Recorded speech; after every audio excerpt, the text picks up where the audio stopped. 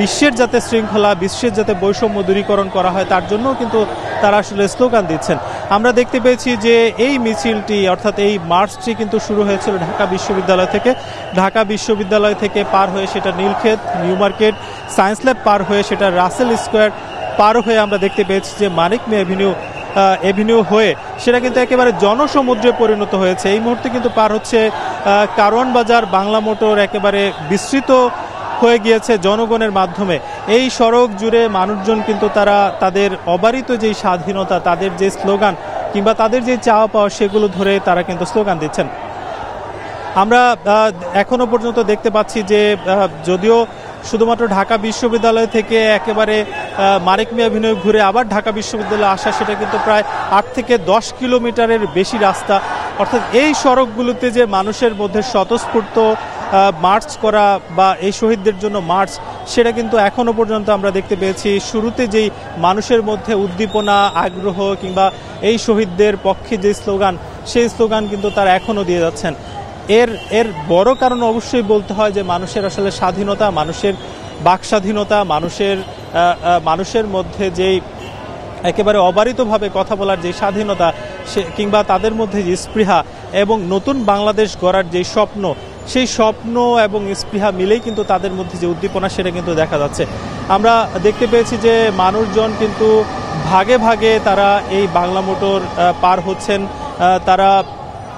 তারা যেই গণহত্যা চালানো হয়েছে তার বিরুদ্ধে স্লোগান দিচ্ছেন।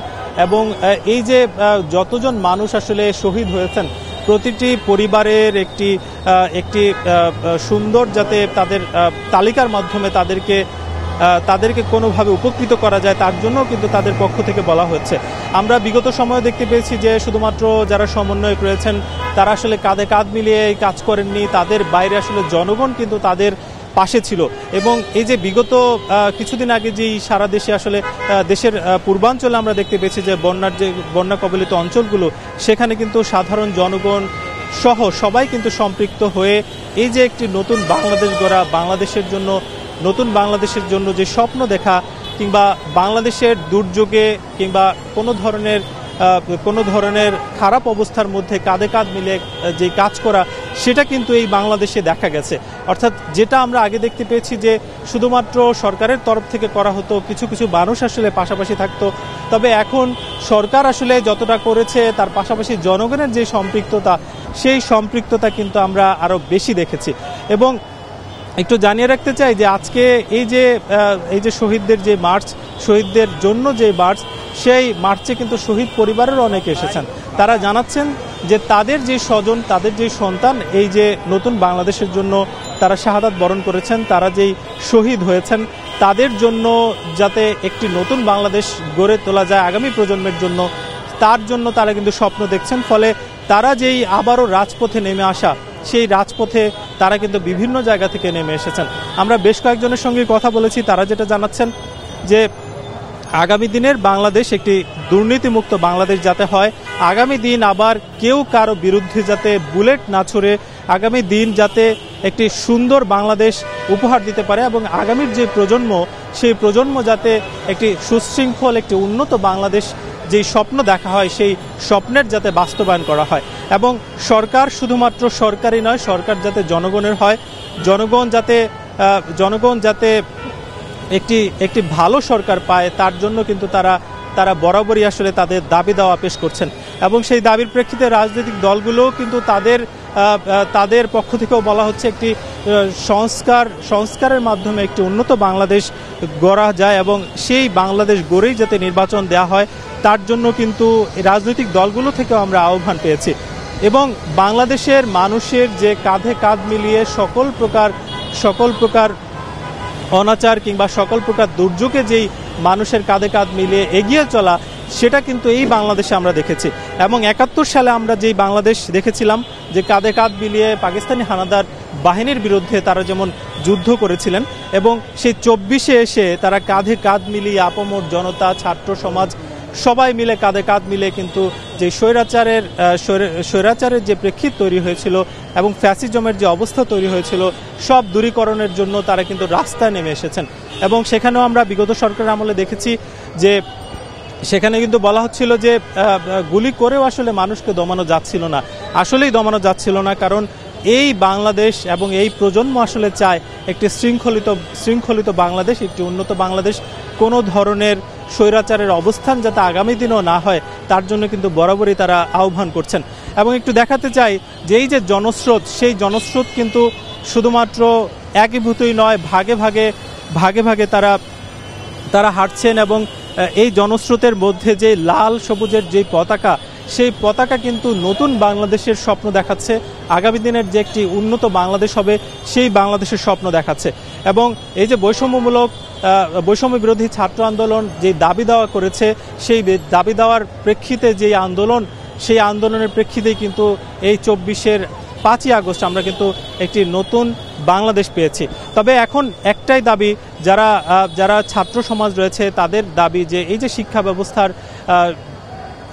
ব্যবস্থায় যাতে আমূল পরিবর্তন করা হয়, পাশাপাশি এই যে কোটা সংস্কার নিয়ে যে আন্দোলনটা শুরু হলো, সেই কোটার সংস্কারও যাতে হয়, যাতে মেধার যাতে মূল্যায়ন করা হয়। এবং আমরা দেখতে পেয়েছি যে বিভিন্ন জায়গায় এই অনেকে আসলে কোটার মাধ্যমে যারা চাকরি পেয়েছেন কিংবা মেধার মাধ্যমে বিভিন্ন জায়গায় কিন্তু আসলে দুর্নীতি গ্রাস করে নিয়েছিল, একটি বিশৃঙ্খল বাংলাদেশের দিকে আসলে যাচ্ছিল।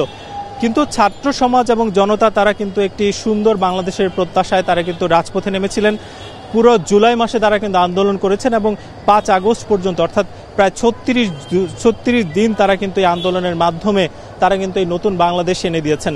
এবং এই বাংলাদেশের মাধ্যমে এবং এই বাংলাদেশকে দিয়ে আসলে বিশ্বকে তারা দেখিয়ে দিতে চান যে একটি সুন্দর বাংলাদেশ কিভাবে তরুণদের মাধ্যমে আসে।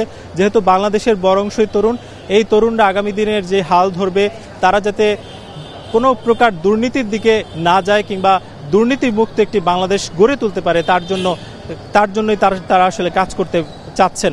এবং আমরা সাম্প্রতিককালে কিন্তু দেখেছি যে এই যে বিগত সরকারের যারা আসলে মন্ত্রী ছিলেন, বিগত সরকারের যারা আমলা ছিলেন কিংবা যারা সংসদ সদস্য ছিলেন, তাদের নানা ধরনের দুর্নীতি কিন্তু ইতিমধ্যে উন্মোচিত হচ্ছে।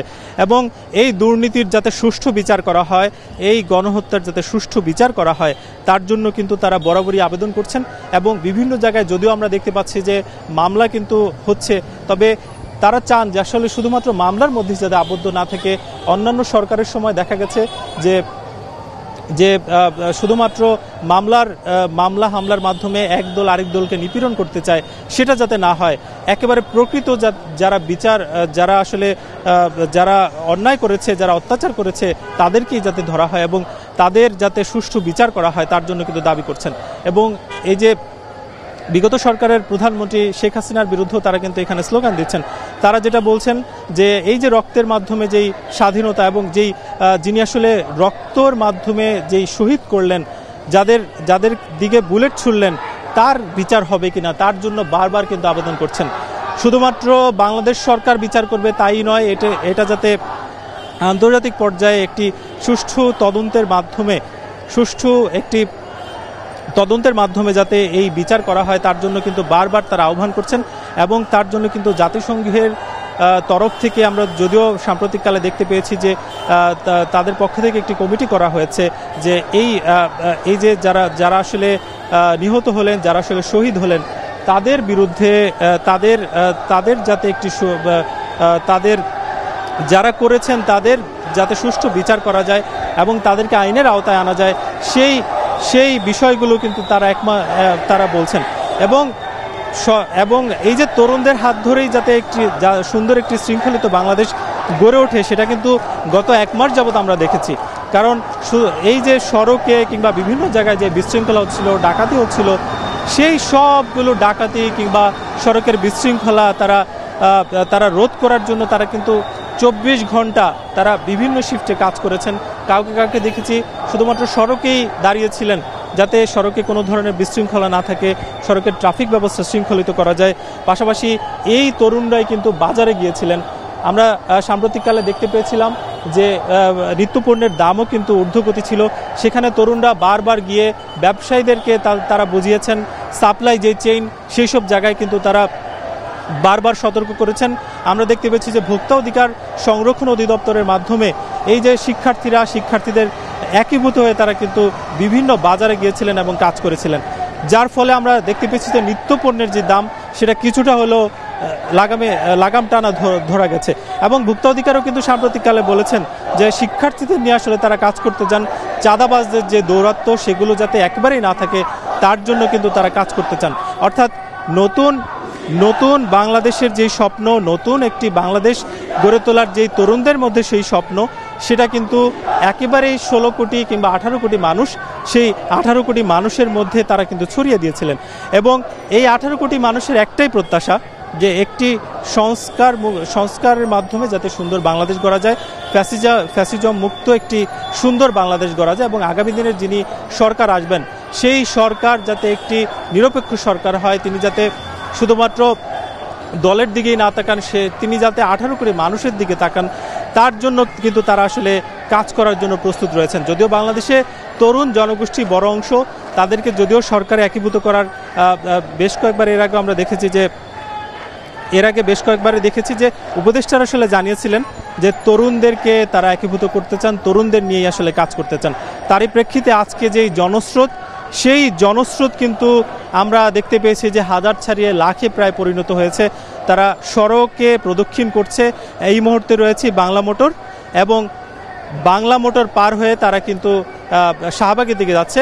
সেখানে আমাদের আরও বেশ কয়েকজন সহকর্মী রয়েছে। আমরা এই মুহূর্তে যেতে চাই সিউলের কাছে। সিউল, একটু জানাবেন সেখানকার সবশেষ কি অবস্থা?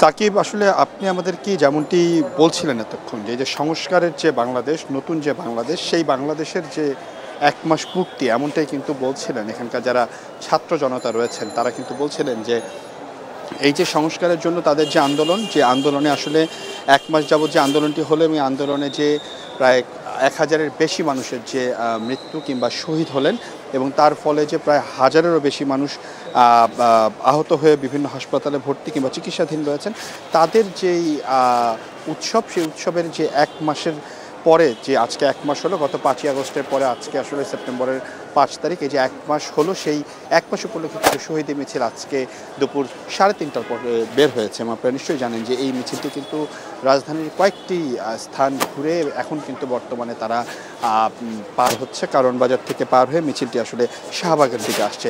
এবং মিছিলটি নিয়ে যদি একটু আপনাদেরকে বলি, আজকে সকাল থেকে কিন্তু আমরা দেখছিলাম যে আসলে এই যে ছাত্র জনতা যারা রয়েছেন, বিভিন্ন স্কুল কলেজের বিশ্ববিদ্যালয়ের যারা ছাত্র রয়েছেন, তারা কিন্তু এক এক করে বিভিন্ন পয়েন্টগুলোতে জড়ো হচ্ছিল, এবং একসাথে কিন্তু বড় বড় মিছিল নিয়ে তারা কিন্তু রাজু ভাস্কর্যের দিকে রওনা দিচ্ছিলেন। এবং এছাড়াও এই যে মিছিলটি, সেটি কিন্তু বিভিন্ন যে সড়কগুলোতে যে সাধারণ জনগণ রয়েছেন, যারা ছাত্ররা রয়েছেন, তারাও কিন্তু সেই মিছিলে যোগদান দিচ্ছিলেন। আপনারা নিশ্চয়ই দেখতে পাচ্ছেন এই মিছিলটি আসলে এখন শাহবাগের দিকে আসছে, এবং মিছিলটি এত পরিমাণে বড় কিংবা মিছিলটি এত লম্বা, যার কারণে কিন্তু আমরা দেখতে পাচ্ছি যে মিছিলের শুরু থেকে কিন্তু শেষ পর্যন্ত আসলে খালি চোখে দেখা যাচ্ছে না, যার কারণে কিন্তু মিছিলটি কিছুটা ছত্রভঙ্গ হলেও কিন্তু তারা যেটি দেখছি এই জুলাই আগস্টের যে গণ অভ্যুত্থান, সেই গণ অভ্যুত্থানের একেবারে সামনের সারি যারা সমন্বয়করা ছিলেন, তাদের সাথে একটু কথা বলতে চাই। হাসনাত আব্দুল্লাহ, আপনার থেকে একটু জানতে চাই, আজকে 1 মাস পূর্ণ হলো এই গণ অভ্যুত্থানে যে প্রাথমিক যে ফলাফল বলা যায়, স্বৈরাচার সরকার পালিয়েছে, এই বিষয়ে সামনের কাজ কি হতে পারে? আসলে সাধারণ মানুষের এখনই তো বিজয় মিছিল করার সময় নয়, কিন্তু আমরা শহীদদেরকে স্মরণ রাখছি, সেটি একটু জানতে চাই। দেখুন, এই যে শহীদি মার্চের মধ্য দিয়ে যারা ভেবেছিল আমাদের জাতীয় ঐক্য নষ্ট হয়েছে, ছাত্রদের মধ্যে বিভাজন তৈরি হয়েছে, যারা ভেবেছিল যে আমাদের যে একটি সম্প্রীতি তৈরি হয়েছে, সম্প্রীতি নষ্ট হয়ে গিয়েছিল, 5ই আগস্টের পুনর্মঞ্চায়ন হয়েছে আজকে 5ই সেপ্টেম্বর। অর্থাৎ যারা দুর্নীতিবাজ, যারা টেন্ডারবাজ, যারা চাঁদাবাজ, যারা দুর্নীতিগ্রস্ত, তাদের কাছে এটা একটি বার্তা যে তারা যেন আর কখনোই দুর্নীতিতে পুনর্বাসিত না হয়। কারণ ছাত্ররা যখন রাস্তায় নেমে আসবে, তাদের অবস্থা খুনি ফেসিস্ট শেখ হাসিনার মতোই হবে। ধন্যবাদ। হাসনাত আব্দুল্লাহ আমাদের সাথে যুক্ত ছিল। আমরা একবার নেপথ্যের আরেকজন সমন্বয়ক নায়ক বলা যায় যে ডাকসুর সাবেক একজন দায়িত্বে ছিলেন, সে আক্তার হোসেনের সাথে একটু কথা বলতে চাই। আপনার থেকে জানতে চাই, ফ্যাসিবাদ তো এখনো রয়ে গেছে, আপনি কি দেখছেন? আমরা দেখছি হাসিনা পালিয়ে গেছে, ফ্যাসিবাদের অনেক কিছু হয়তো এখানে আছে, কিন্তু ছাত্ররা রাজপথে আছে। ফ্যাসিবাদের শেষ চিহ্নটুকু পর্যন্ত ছাত্ররা নিশ্চিহ্ন করবে। ফেসিবাদকে বিলোপ করেই ছাত্ররা তাদের কার্যকলাপ সমাপ্ত করবে। শেষ ফেসিবাদের শেষ চিহ্নটুকু পর্যন্ত হলেও ছাত্ররা রাজপথে থেকে সেটাকে বিলোপ করেই ছাড়বে। আমরা ছাত্রদেরকে রাজপথে দেখছি, ছাত্ররা পড়ার টেবিলেও যেমন থাকবে, ছাত্ররা রাজপথেও তেমন থাকবে। ফেসিবাদকে দেশে আর তারা ফিরতে দিবে না। ধন্যবাদ। আক্তার হোসেনের সাথে আবু বাকের মজুমদার, একজন প্রধান সমন্বয়কদের একজন, একটু জানতে চাই যে ফ্যাসিবাদ এখনো অনেক জায়গায় রয়ে গেছে, সেটা নির্মূলে আপনারা কি কি করছেন? আমরা প্রথমেই বৈষম্য বিরোধী ছাত্র আন্দোলন শুরু থেকেই ফ্যাসিবাদের দোষরা যেখানে আমাদের বিরুদ্ধে ষড়যন্ত্র করেছে সেখানে আমরা একই সাথে যেমন মাঠে সক্রিয় ছিলাম, তেমনি আমরা জনগণের সাথে মিশেছি, জনগণকে মাঠে নিয়ে এসেছি। তো আগামী দিনগুলো তো আমরা সক্রিয় থাকবো। আপনারা দেখেছেন আমাদের এই যে আজকে 5ই সেপ্টেম্বর আমরা শহীদ মার্চ পালন করছি, সেখানে অন্য একটা গোষ্ঠী এই আমাদের বাংলার ছাত্র জনতাকে একটি কালচারাল ওয়ারের দিকে ঠেলে দিচ্ছে।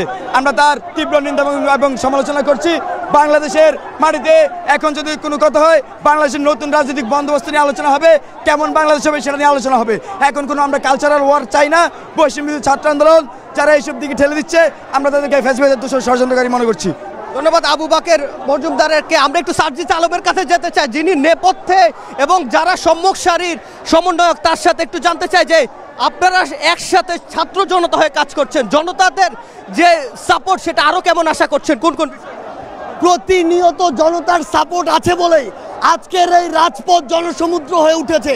বাংলাদেশের প্রত্যেক ধর্মের, বর্ণের, পেশার মানুষ আজকে রাজপথে নেমে এসেছে, কারণ তারা এই স্বৈরাচারী কিংবা ফ্যাসিবাদের শাসনের যে অভ্যস্ততা সেটি থেকে বের হয়ে আসতে চায়। তারা তরুণ প্রজন্মের হাতে নতুন বাংলাদেশের নতুন সূচনা দেখতে চায়। ধন্যবাদ। সার্জিস আলমের সাথে কথা বলছিল আব্দুল হান্নান। মাসুদ আমাদের সাথে আছে। আমরা যেটি দেখেছি, যখন অন্য সমন্বয়করা আপনারা পেছন থেকে যখন ডিবি কার্যালয়ে অন্যদেরকে ধরে নিয়ে গেছেন, আপনারা চেষ্টা করেছেন যাতে সামনের দিনগুলোতে সুন্দরভাবে আন্দোলন চলে। আপনি কি বলবেন সেই সময়গুলোর কথা মনে পড়ে? সেই সময়ের কথা তো অবশ্যই মনে পড়ে। আমরা সেই সময় যেমন এই ফ্যাসিস্টের বিরুদ্ধে লড়াই করেছি, লড়াই থেকে এক পাও পিছপা হই নাই। শেখ হাসিনা ফ্যাসিস্টের বিরুদ্ধে এখন যে ফ্যাসিবাদী শাসন ব্যবস্থা এখন আছে তার বিরুদ্ধে আমাদের লড়াই চলবে। যারা চাঁদাবাজি, দখলদারিত্বের মাধ্যমে এই দেশে আবার ফ্যাসিবাদী ব্যবস্থা কায়েম করতে চায়, যারা এদেশের মানুষের আবেগ নিয়ে আরেকবার খেলতে চায়, তাদের বিরুদ্ধে আমাদের এই ছাত্র জনতার লড়াইটা চলবে। আমরা 5ই আগস্ট দখলদারিত্ব, চাঁদাবাজি, টেন্ডারবাজি এবং অস্ত্রের রাজনীতির কবর দিয়েছি। এই রাজনীতি আর কখনো ফিরে আসবে না, আমরা তাদেরকে এই বার্তা দিতে চাই। আর যেটি বলছিলেন যে ছাত্র জনতার যে লড়াই চলবে, আপনার থেকে একটু জানতে চাই ছাত্র জনতার এর লড়াই কোন কোন জায়গায় বসে? ঢাকার রাজপথ এখন শহীদের চেতনায় উদ্দীপ্ত। পুরো ঢাকায় শহীদ মার্চে একাকার হয়ে গিয়েছে। আমরা বলবো যে এই চেতনাকে, এই উদ্দীপনাকে কোনোভাবেই দমানো যাবে না। আগামীতে কেউ যদি ফ্যাসিবাদী ব্যবস্থা নিয়ে আসতে চায়, তাদেরকে নতুন করে ভাবতে হবে। তো আমাদের এই আজকের মার্চ শহীদ মিনার পর্যন্ত যাবে। ধন্যবাদ। আনব ভাই, আপনার থেকে জানতে চাই, আপনারা তো একবার শুরু থেকেই দেখছিলেন, এখন কি অবস্থা? এই যে মানুষের লাখ লাখ মানুষের উজ্জীবিত হওয়ার পেছনে